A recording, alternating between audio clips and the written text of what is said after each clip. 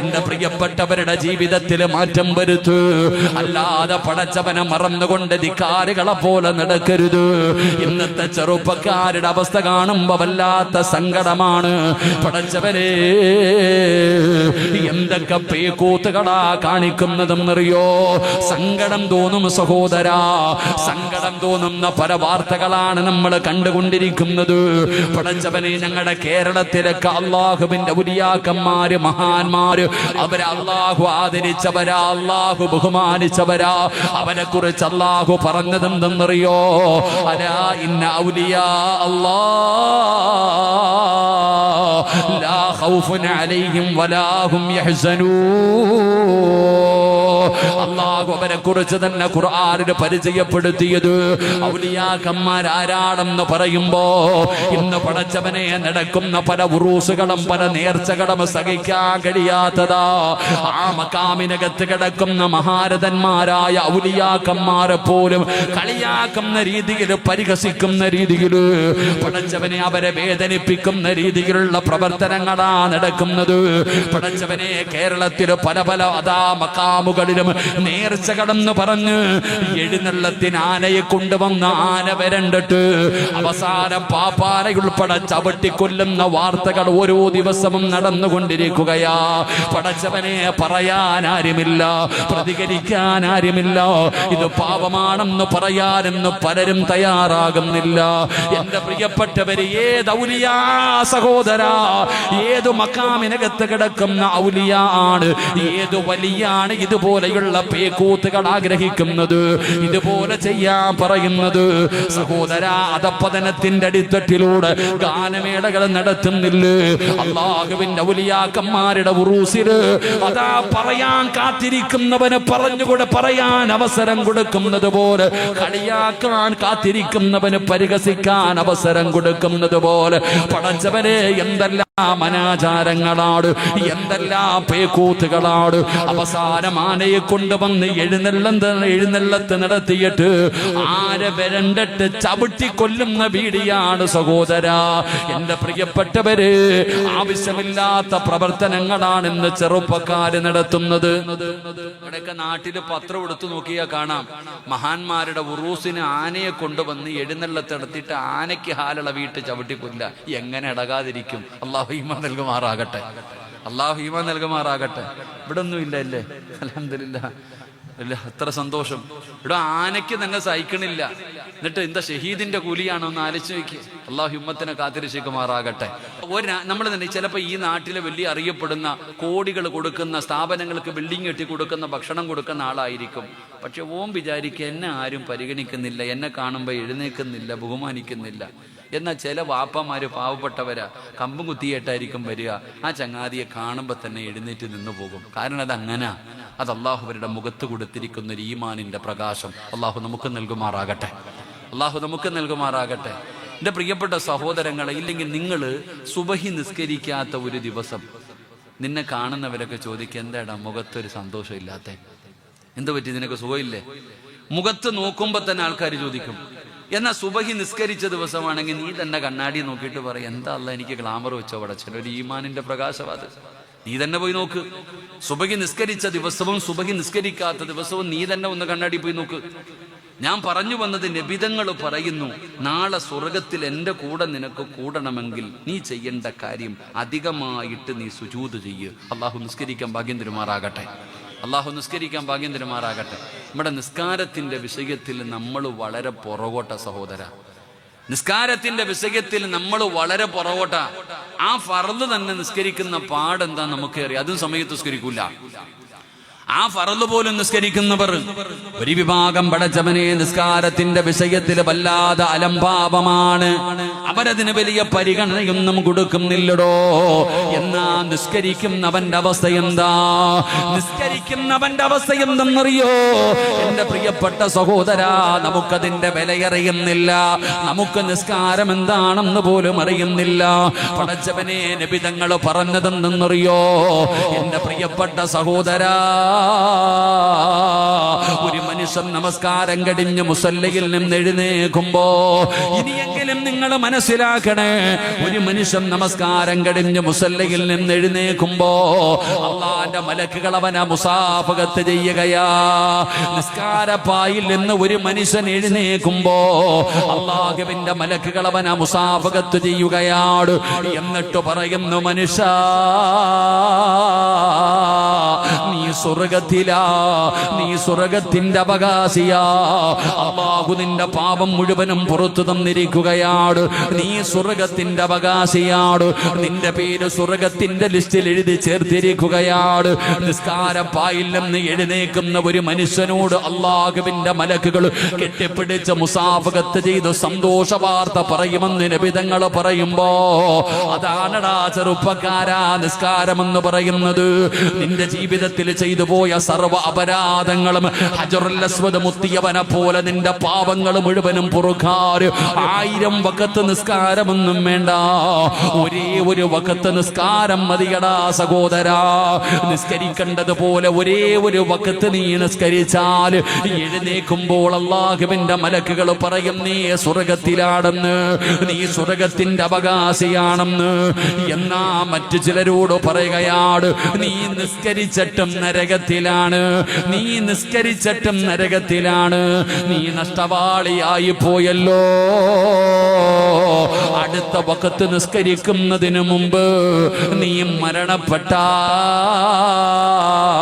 പടച്ചവനെ, നീ നരകത്തിലാണല്ലോ. നിസ്കാരപ്പായിൽ നിന്ന് എഴുന്നേൽക്കുന്ന ഒരു മനുഷ്യനോട് അള്ളാഹുവിന്റെ മലക്കുകൾ പറയുമെന്ന് നബിതങ്ങൾ പറയുമ്പോ താടിയും തടമ്പുമിട്ട് ഞാനും നിങ്ങളും ചിന്തിക്കണമടോ. വർഷങ്ങൾ കൊണ്ട് നിസ്കരിക്കുന്നവരല്ലേ ഉസ്താദേ, ഉഹദ് മലയോളം വലുപ്പത്തിൽ നിസ്കാരം ഇങ്ങനെ നിറച്ചു വച്ചിരിക്കുകയാ. നാളെ നബിതങ്ങളുടെ സ്വർഗത്തിലെ കൂട്ടുകാരാകുമെന്ന് ഞാനും നിങ്ങളും മനസ്സിലെ സ്വപ്നം കണ്ടുകൊണ്ട് നടക്കുന്നെങ്കിൽ സഹോദരാ, നിസ്കാരമെന്ന് പറഞ്ഞാൽ എന്തെന്നറിയോ? ഒരു സാമ്പിള് പറഞ്ഞു തരട്ടെ. നിസ്കാരം എന്താണെന്ന് മനസ്സിലാകാറ് ഞാനൊരു സാമ്പിള് പറഞ്ഞു തരട്ടെ. എന്നിട്ട് എന്റെയും നിങ്ങളുടെയും നിസ്കാരമൊന്ന് നമുക്ക് തുലനം ചെയ്യാം. നിസ്കാരമെന്ന് പറഞ്ഞാൽ എന്തെന്നറിയോ? എന്റെ പ്രിയപ്പെട്ട സഹോദരാ, മഹാനായ ഉർവത്ത് ബിൻ സുബൈർ റളിയല്ലാഹു തആല അൻഹു, ഉർവ റളിയല്ലാഹു തആല അൻഹുവിന്റെ ചരിത്രമെടുത്ത് വായിച്ചു നോക്കടാ ചെറുപ്പക്കാരാ. എന്റെ പ്രിയപ്പെട്ട വാപ്പാ, ഉർവ തങ്ങളുടെ ഒരു കാലിന്റെ വിരലിന് വല്ലാത്ത വേദനയാ. ഉർവ റളിയല്ലാഹു തആല അൻഹുവിന്റെ കാലിന് വല്ലാത്ത ഒരു വേദനയാണ്, കാലിന്റെ വിരലിന് വല്ലാത്ത വേദനയാണ്. വൈദ്യന്മാരെ കാണിച്ചു. വൈദ്യന്മാര് പരിശോധിച്ചിട്ട് നോക്കിയിട്ട് പറഞ്ഞ്, തങ്ങളെ പ്രശ്നമാണ്, ഇത് പഴുക്കാ സാധ്യതയുണ്ട്, ഇത് പഴുത്താ പ്രയാസമാണ്. ഉർവ റളിയല്ലാഹു തആല അൻഹു പരിഗണിച്ചില്ല. സഹോദരാ, കാലിങ്ങനെ വിരല് പഴുക്കുകയാണ് പൊന്നുമോനെ. ആ വിരല് പഴുത്തിട്ട് വല്ലാത്ത വേദനയായി. ഉർവതങ്ങളോട് വൈദ്യന്മാര് പറഞ്ഞു, വിരല് മുറിക്കണം തങ്ങള്. ഉർവതങ്ങള് പരിഗണിച്ചില്ല. വീണ്ടും ദിവസങ്ങൾ കഴിഞ്ഞു. ആ പഴുപ്പ് മുകളിലേക്ക് വ്യാപിക്കുകയാണ്. അവസാനം വൈദ്യന്മാര് പറഞ്ഞു, കാൽപ്പത്തി മുറിച്ചു മാറ്റണം തങ്ങള്. ഉർവ റളിയല്ലാഹു തആല അൻഹു തയ്യാറായില്ല. പഴുപ്പ് മുകളിലേക്ക് കയറുകയാണ്. അവസാനം വൈദ്യന്മാര് പറഞ്ഞു, തങ്ങളെ മുട്ടിന്റെ താഴ്ഭാഗം വെച്ച് മുറിച്ചു മാറ്റണം, ഇനിയെങ്കിലും ഞങ്ങൾ പറയുന്നതൊന്നും അനുസരിക്കുക തങ്ങള്. മഹാനായ ഉർവ റളിയല്ലാഹു തആല അൻഹു വേറെ വഴിയില്ലാതെ കാല് മുറിക്കാൻ സമ്മതിക്കുകയാണ്. പടച്ചറപ്പേ, കാല് മുറിക്കുന്നതിന് വേണ്ടി വൈദ്യന്മാര് തയ്യാറെടുത്ത് ആയുധങ്ങളുമായി കടന്നു വരികയാണ്. ഉർവ റളിയല്ലാഹു തആല അൻഹുവിന്റെ മുമ്പിൽ വന്നിട്ട് വൈദ്യന്മാര് കള്ളു കൊടുത്തിട്ട് പറയുകയാ കുടിക്കാൻ, ലഹരി കൊടുത്തിട്ട് പറഞ്ഞു കുടിക്കാൻ. ഉർവ തങ്ങൾ ചോദിച്ചു, എന്തിനാ ഞാൻ ലഹരി കുടിക്കുന്നത്? തങ്ങളെ കാല് മുറിക്കുന്നതിന് വല്ലാത്ത വേദനയാ തങ്ങള്, സഹിക്കാൻ കഴിയില്ല തങ്ങള്. ഇത് കുടിക്കുകയാണെങ്കിൽ കുറച്ചൊക്കെ ശമനം വരും തങ്ങള്, അറിയാതെ ഇരിക്കാൻ പറ്റും തങ്ങള്. അതുകൊണ്ട് കള്ള് കുടിക്കാൻ അവിടുന്ന് വൈദ്യന്മാര് ലഹരി കൊണ്ടുവന്ന് കൊടുക്കുമ്പോ മഹാനായ ഉർവ റളിയല്ലാഹു തആല അൻഹു പറഞ്ഞു, കള്ളിലെ ശിഫയില്ല, ഒരിക്കലും ഞാൻ കുടിക്കില്ല. അവസാനം വൈദ്യന്മാര് വല്ലാത്ത സങ്കടത്തിലായി. പിന്നെ എങ്ങനെയാണ് ഞങ്ങൾ ഈ കാല് മുറിച്ചു മാറ്റുന്നത്? പടച്ചവനെ, അവര് വല്ലാത്ത പ്രയാസത്തിലായി. മഹാനായ ഉർവ റളിയല്ലാഹു തആല അൻഹു പറഞ്ഞു, ഞാൻ തന്നെ ഒരു വഴി പറഞ്ഞു തരാ. നിങ്ങൾ എന്തിനാ പ്രയാസപ്പെടുന്നത്? നിങ്ങൾക്ക് എന്റെ കാല് മുറിച്ചാ പോരെ, നിങ്ങൾക്ക് എന്റെ കാല് മുറിച്ചു മാറ്റിയാ പോരെ. അതിന് ഉർവതങ്ങൾ പറഞ്ഞു, ഞാൻ തന്നെ ഒരു വഴി പറഞ്ഞു തരാ. എന്റെ പ്രിയപ്പെട്ട ചെറുപ്പക്കാരാ, ഏതെങ്കിലും ഒരു സിനിമയുടെ തിരക്കഥയല്ല ഞാൻ പറയുന്നത്, പുഷ്പയുടെ കഥയല്ലടാ പറയുന്നത്.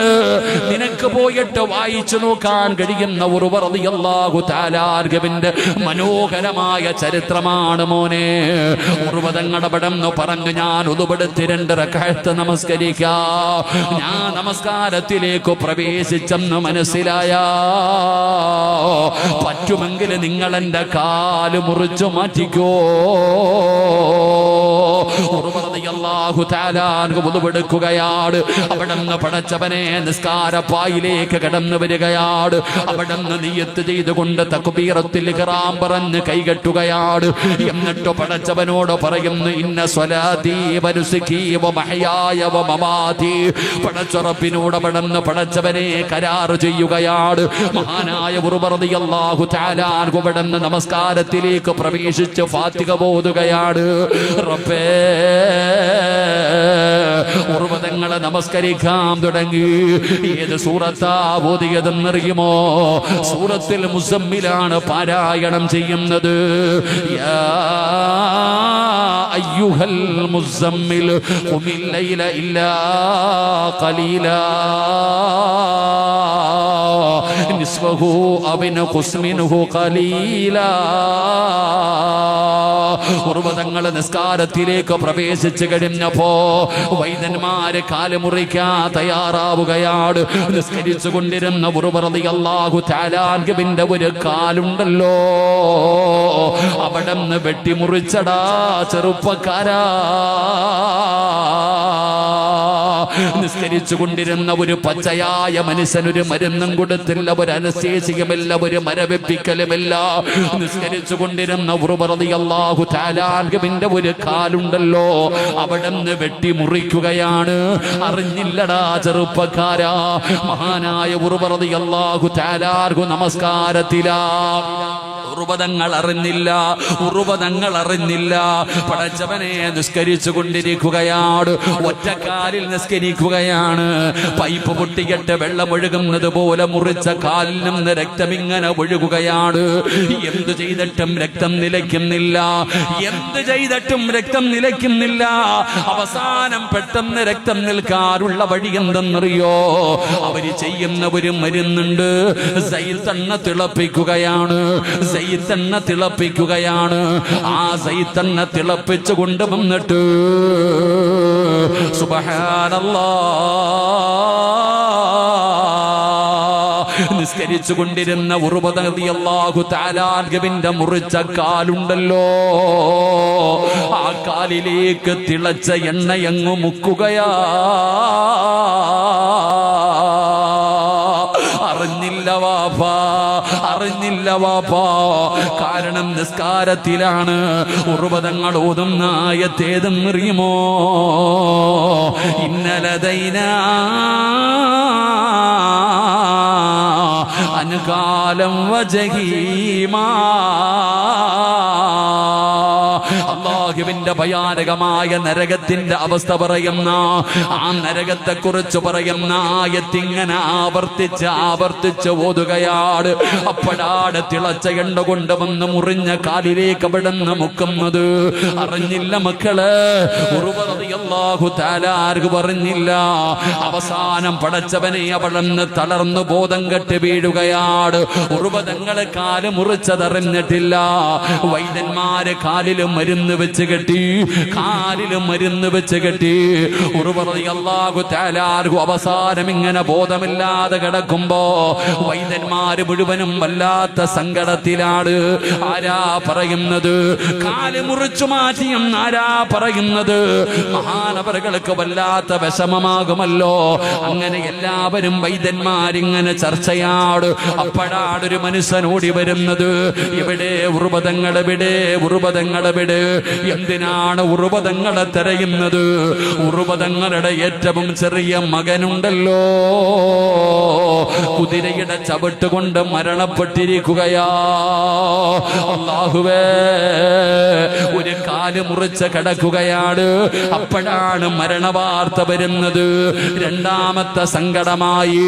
അവസാനം ഉർവ റളിയല്ലാഹു തആല അൻഹുവിനെ ബോധം ധരിച്ചു വന്നപ്പോ വൈദ്യന്മാര് പറഞ്ഞു, തങ്ങളെ കാല് മുറിച്ചു മാറ്റി തങ്ങളെ. ഇന്നാ ലില്ലാഹി അൽഹംദുലില്ലാഹ്. തങ്ങളെ ഏറ്റവും ചെറിയ മകനും മരണപ്പെട്ടു തങ്ങള്. ഇന്നാ ലില്ലാഹി അൽഹംദുലില്ലാഹ്. വല്ലാത്ത അത്ഭുതമായി. എന്തേ തങ്ങള് കാല് മുറിച്ചു മാറ്റി എന്ന് പറയുമ്പോ അൽഹംദുലില്ലാഹ് പറയുന്നത്? പൊന്നാര മകൻ മരിച്ചു പോയെന്ന് പറയുമ്പോ അൽഹംദുലില്ലാഹ് പറയുന്നല്ലോ. ഉർവ തങ്ങളുടെ മറുപടി എന്തെന്നറിയോ? അല്ലാഹു രണ്ട് കാല് തന്നിട്ട് ഒരെണ്ണമല്ലേ തിരിച്ചെടുത്തുള്ളൂ. രണ്ട് കാലില്ലാത്ത എത്രയോ പേരുണ്ട് റബ്ബേ. എന്നോട് അല്ലാഹു കരുണ കാണിച്ചല്ലോ. അൽഹംദുലില്ലാഹ്. അല്ലാഹു എനിക്ക് ഒരുപാട് മക്കളെ തന്നിട്ട് ഒരാളെയല്ലേ തിരിച്ചെടുത്തുള്ളൂ. ബാക്കി മക്കളെ എന്റെ റബ്ബ് ജീവനോടെ തന്നല്ലോ. അൽഹംദുലില്ലാഹ്. ഉർവതങ്ങൾ അവിടെന്ന് പറയുകയാണ്. വൈദ്യന്മാര് മുഴുവനും അത്ഭുതത്തോടെ നിൽക്കുമ്പോ മഹാനായ ഉർവതങ്ങളിരുന്ന് കരയുകയാ. മഹാനായ ഉർവ റളിയല്ലാഹു തആല ഇരുന്ന് കരയുകയാണ്. സങ്കടം കണ്ടപ്പോ വൈദ്യന്മാര് തങ്ങളോട് ചോദിക്കുകയാ, തങ്ങളെ നിങ്ങൾ കാല് മുറിച്ചപ്പോ, നിങ്ങളുടെ മകൻ മരിച്ചെന്ന് പറഞ്ഞപ്പോ നിങ്ങൾ അൽഹംദുലില്ലാഹ് പറഞ്ഞല്ലോ. പിന്നെ എന്തിനാ തങ്ങളെ നിങ്ങൾ വല്ലാതെ കരയുന്നത്? ആ സമയത്ത് ഉർവ തങ്ങൾ പറഞ്ഞ മറുപടി എന്തെന്നറിയോ? പഠിക്കണേ ചെറുപ്പക്കാരാ, ആരോഗ്യമുണ്ടായിട്ട് അല്ലാഹു എല്ലാം നിനക്ക് തന്നിട്ട് പടച്ച റബ്ബിനെ മറന്നുകൊണ്ട് നടക്കുന്ന യുവത്വമേ, ഉർവതങ്ങളിരുന്ന് കരയുകയാ. എന്തിനാ തങ്ങളെ കരയുന്നത്? ഉർവതങ്ങൾ പറഞ്ഞത് കരയാറുള്ള കാരണമെന്തെന്നറിയോ?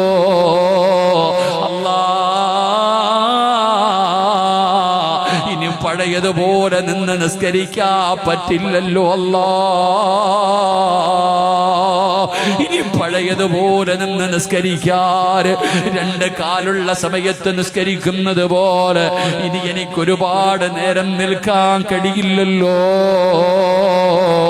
അല്ലാഹുവിന്റെ മുമ്പിൽ ഒരുപാട് നേരം സുജൂദ് ചെയ്യാൻ കഴിയില്ലല്ലോ. ആ സങ്കടം കൊണ്ട് കരയുകയാ, ആ സങ്കടം കൊണ്ട് കരയുകയാ. മഹാനായ ഉർവ റളിയല്ലാഹു തആല പറയുമ്പോ, അല്ലാഹുവേ, ഈ സ്ഥാപനത്തിന്റെ മുമ്പിൽ ഒരുമിച്ച് കൂടിയ മുസ്ലിമേ, ഒരു പച്ചയായ മനുഷ്യന്റെ ഒരു കാല് വെട്ടി മുറിച്ചിട്ട് ആ ഉർവതങ്ങൾ അറിഞ്ഞില്ലെങ്കിൽ വാപ്പാ, അതിനല്ലേ നിസ്കാരമെന്ന് പറയുന്നത്. അതാണ് വാപ്പാ നിസ്കാരമെന്ന് പറഞ്ഞാൽ. ചെറുപ്പക്കാരാ, അതിനാടാ മോനെ നിസ്കാരമെന്ന് പറയുന്നത്.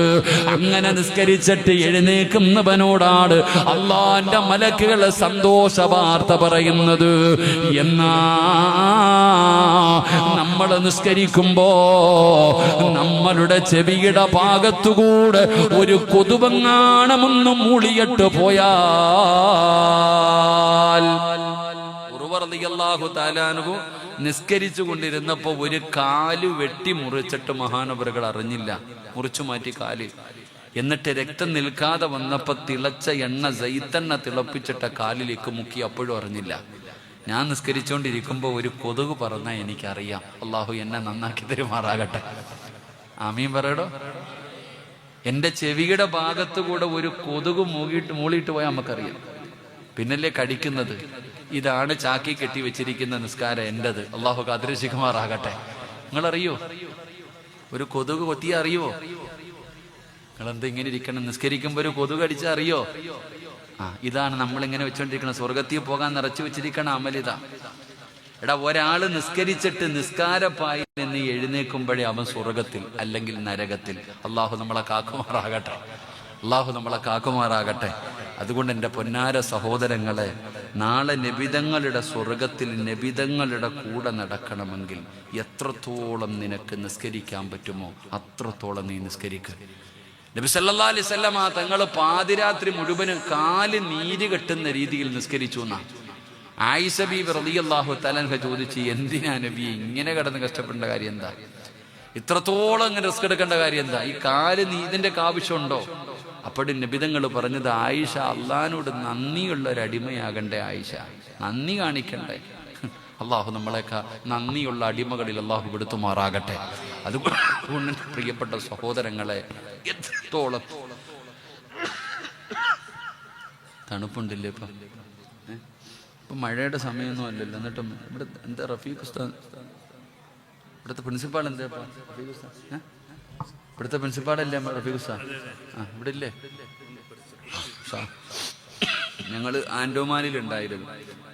ആൻഡോമാനി ഇങ്ങനെ വഴുത് പറഞ്ഞുകൊണ്ടിരുന്നപ്പം മഴ പെയ്യുന്നത് പോലെ മഞ്ഞ് വന്നിറങ്ങണത്. ഞാൻ വിചാരിച്ചു മഴയാണെന്ന്. ഒരു 11 മണിയാ ഉണ്ടായിരുന്നു.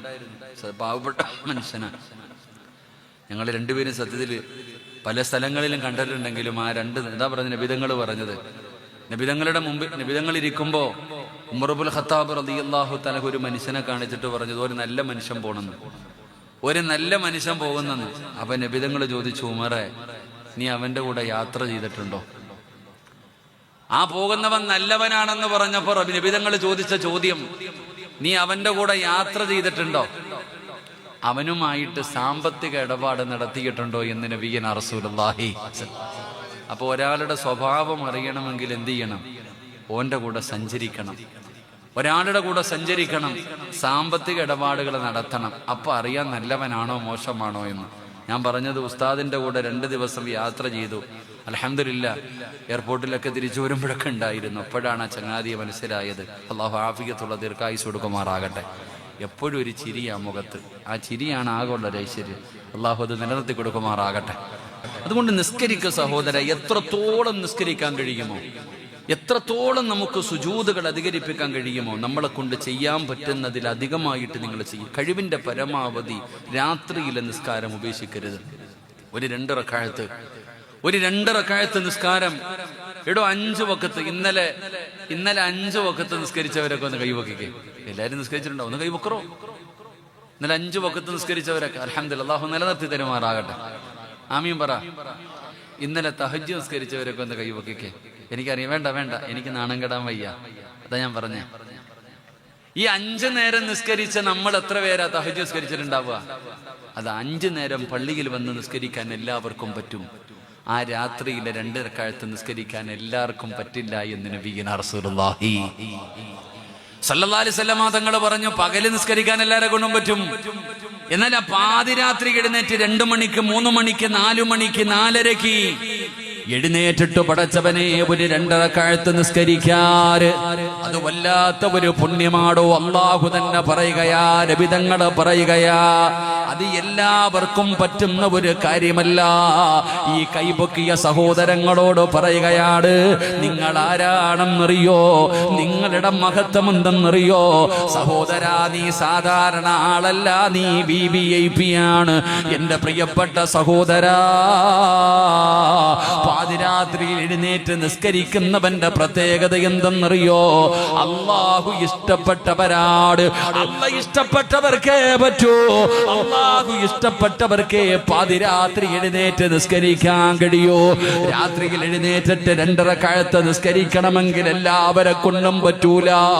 ഈ ലോകത്തിന്റെ അധിപനായ പടച്ച റബ്ബുണ്ടല്ലോ, ആ അള്ളാഹു ഇഷ്ടപ്പെടുന്നവർക്ക് രാത്രിയിൽ നിസ്കരിക്കാൻ കഴിയോ?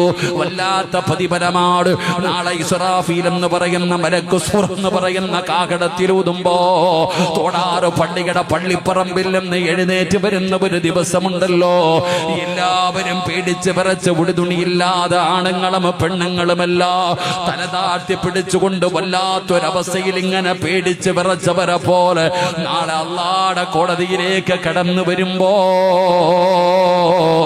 നിബിതങ്ങൾ പറഞ്ഞു, സ്വഹാബാ,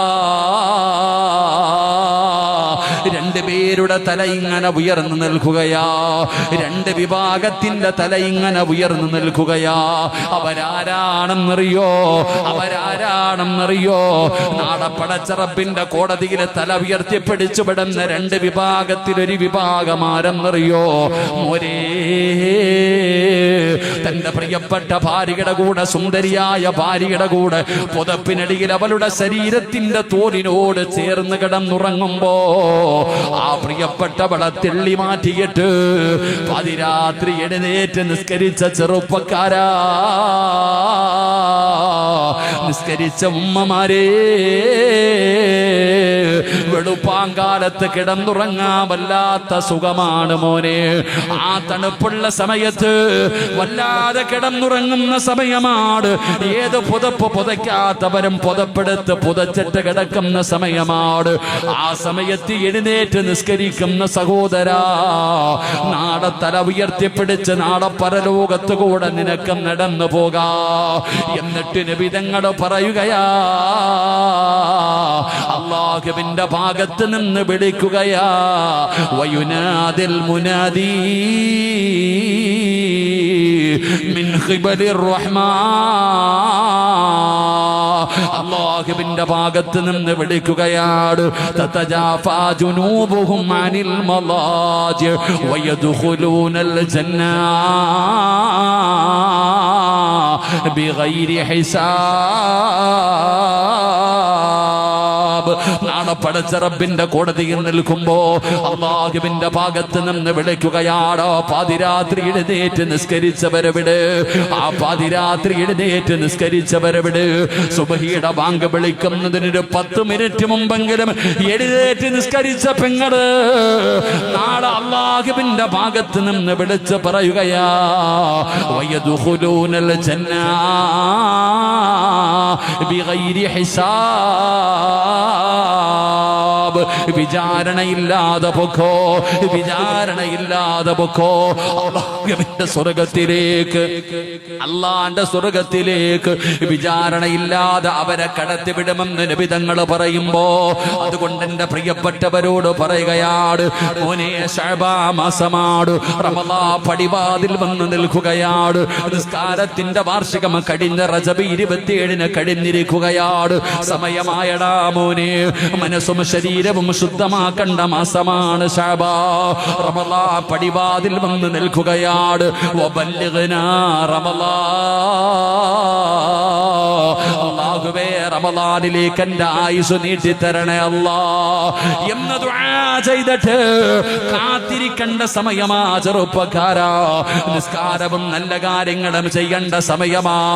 ഒരുങ്ങു പൊന്നുമക്കള്, ഒരുങ്ങു പൊന്നുമക്കള്. അല്ലാതെ ആവശ്യമില്ലാത്ത കാര്യങ്ങൾ പറഞ്ഞ് സമയം പാഴാക്കാതെ അല്ലാഹു നിന്നെ പടച്ചിരിക്കുന്നത് തന്നെ ഇബാദത്ത് ചെയ്യാനാ. അല്ലാഹുവിന് ഇബാദത്ത് ചെയ്യാനാ പടച്ചിരിക്കുന്നതെന്ന ബോധത്തോടെ